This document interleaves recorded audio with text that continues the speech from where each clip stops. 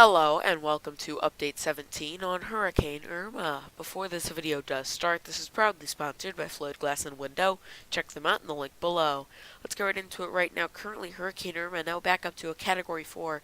I personally think it does have winds of 135 miles per hour, pressure of 931 hectopascals, movement north-northwest at 8 miles per hour, latitude of 24.5 degrees north, longitude of 81.5 degrees west.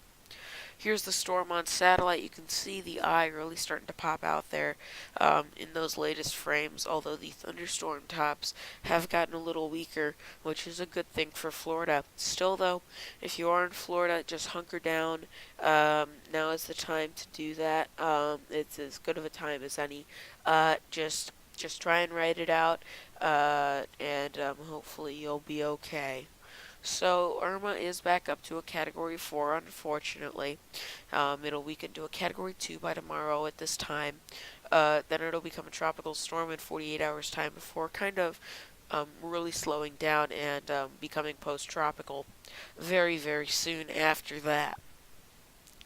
But yeah, just if you're in Florida and you know you're in the path of this thing, just hunker down and pray. There's not much more than that you can do because the hurricane is going to just be a very, very nasty one that the United States has seen before, but not like this in Florida, where the entire state is getting struck by a hurricane of this intensity. This is terrifying, and over 90% of the state, according to officials, is supposed to not have any power.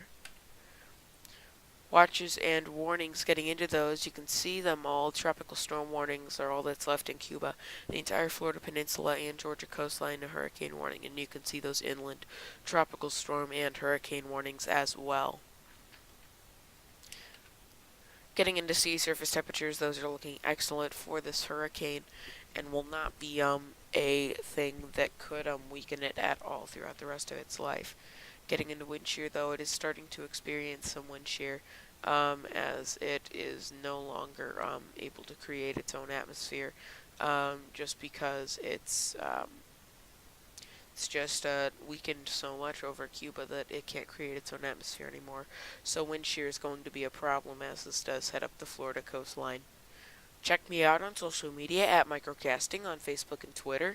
Thank you so much for watching. This is Microcasting St. Louis signing out. Live stream coming at around 10 a.m. Central Daylight Time.